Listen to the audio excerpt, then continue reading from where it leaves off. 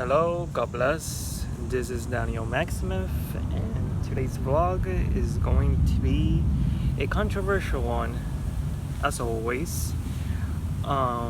It's gonna be my take on the wall, or what I consider the mirror wall, because of the hypocrisy around it and the lack of, you know, what the lack of tangible goal to be obtained from all of it, really.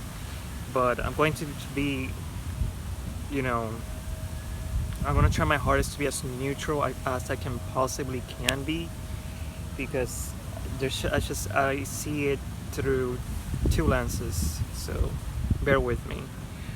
So this is a very very old topic, really, about our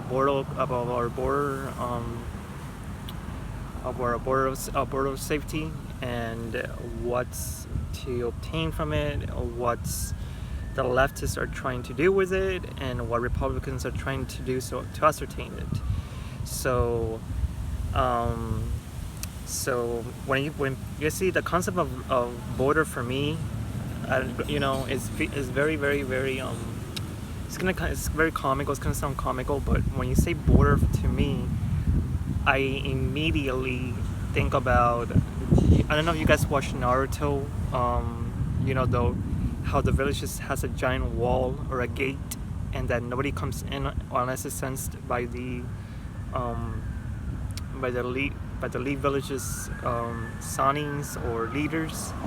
I also think about you watch Bleach, the anime, where the Soul Reaper society is surrounded by a wall, or the Harry Potter, fantasy book, where the Muggles, the humans, cannot enter the wizard world nor see its glamourness, because they're humans, so they cannot possibly, and it's for their own safety as well, because again, you don't just stand up to a wizard and not expect anything, no magic, hex, or getting killed in the process to happen, so it's for their own security.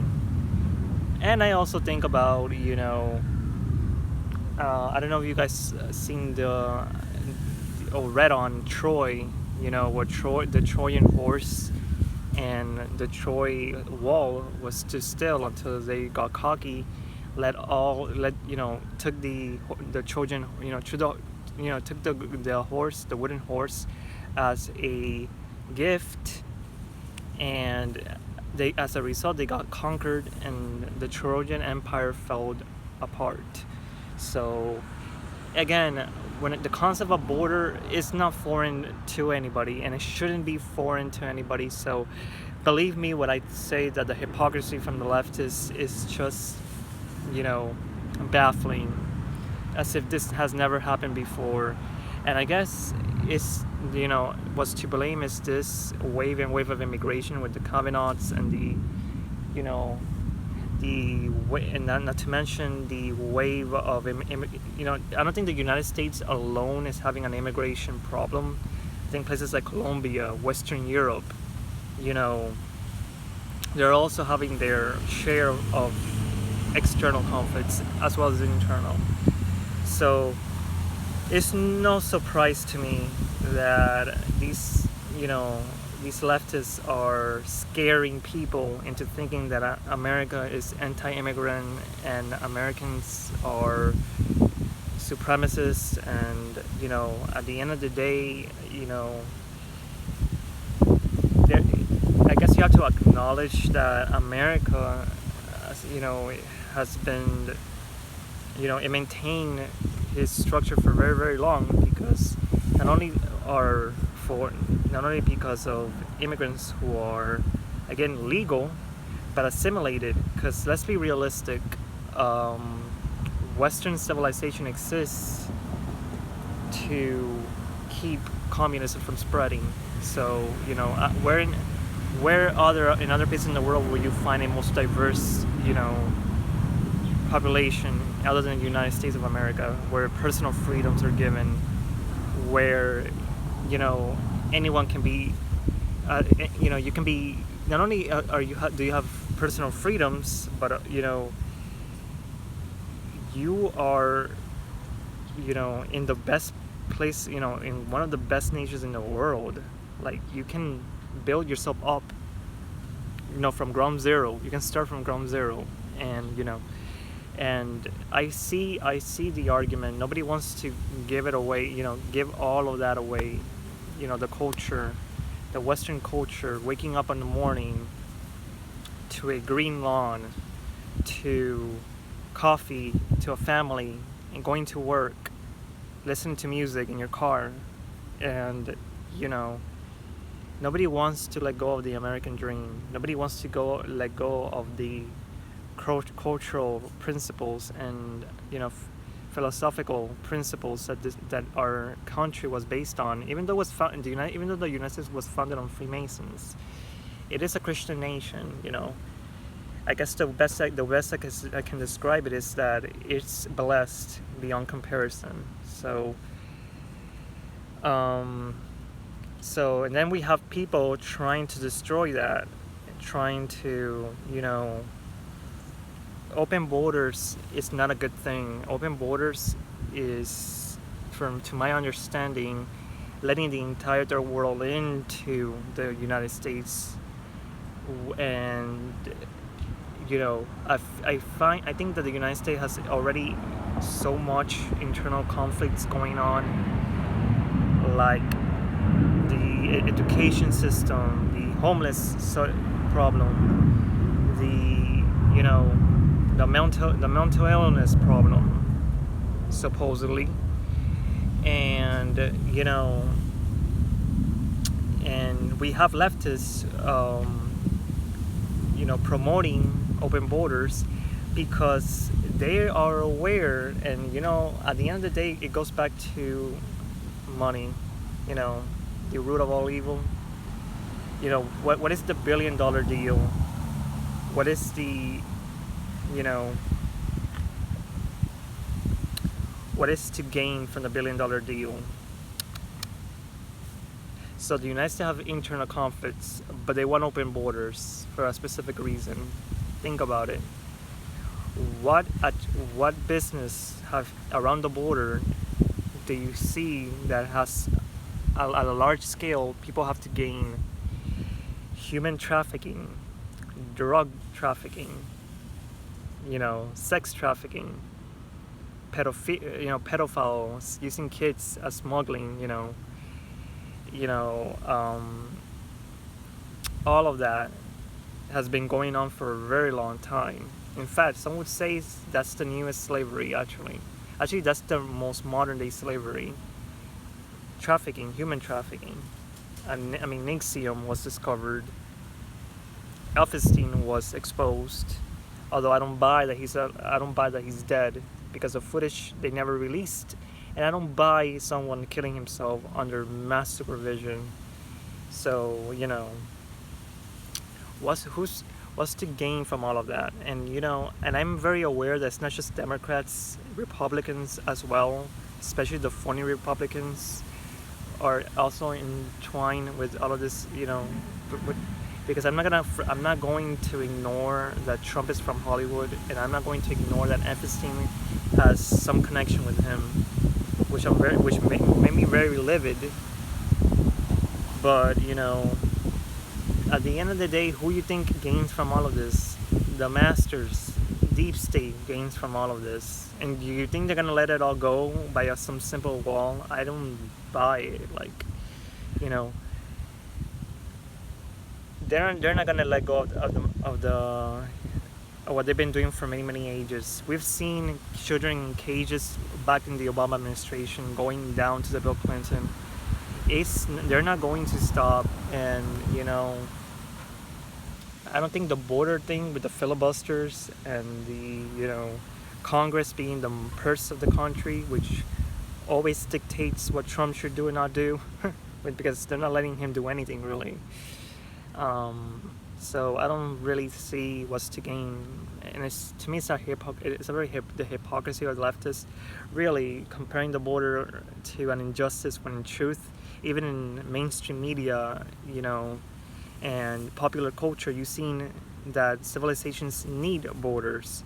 Second Amendment needs to stand. And you do it because of the preservation of personal freedoms. You do it for the safety of individuals within the, because at the end of the day, your civilians' safety comes first. So the people within come first, because a constitution needs to be defended. That's a very important argument to be made. I mean, seriously, we have the people within who were born in the United States, who were born to the culture. They're going to resist, and they're going to defend it, because it's pretty much like a family. You care about your own family more than you care about any foreign family. It's natural born. It's nationalism. It's natural born. Do you think the government's shouldn't intervene in the personal freedoms of, because at the end of the day, the Second Amendment, First, Third, they exist for a particular reason. They don't I guess because for many years people have been taught to give their personal freedoms away. This is why this is happening now. But border is needed. Do I think it's going to progress to anything that is going to lead to a revolutionary change? No. I really don't think. I mean, Epstein died and no footage was released. I just don't I just don't buy it. I just don't buy it, And since Epstein was not, wasn't held accountable, these people will continue to do what they do best, and that is kill, destroy, and keep killing and keep destroying, because at the end of the day, they make the rules and nobody cares. And it's just sick. It's just sick. And and the root of the problem is people like Epstein within the elites, who are funding unnecessary wars that leads to killing of millions, who fund trafficking of kids for their own personal amusement. And trafficking people is kind of like the business that tops all the other businesses. It's sex slaves. So who do you think the pedophiles are around? And also within power as well. So we've seen it in what's coming out of Hollywood nowadays, and within the internal government, and what we've seen in Congress. So this surprises, or shouldn't surprise, nobody.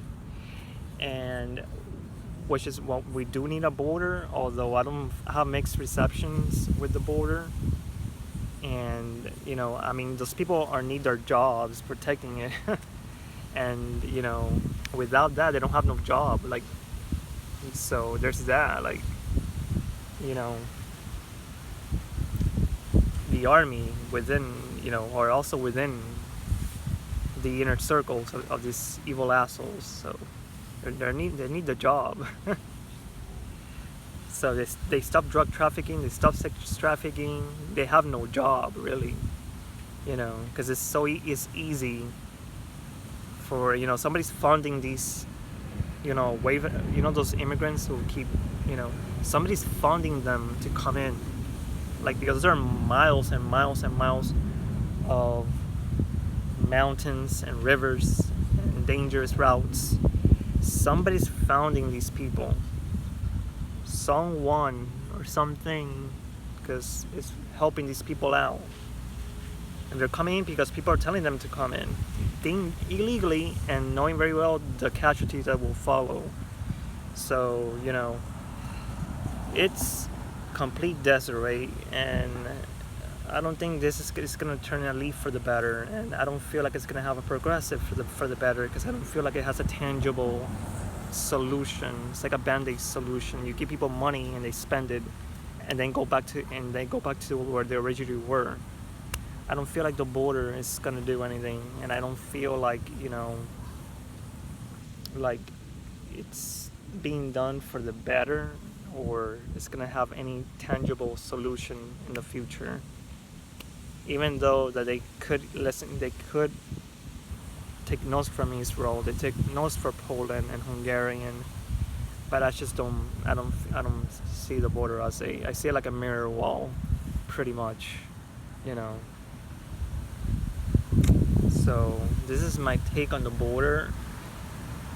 We'll be making another video about Chick-fil-A, so stay tuned, and well, see you guys very soon. God bless.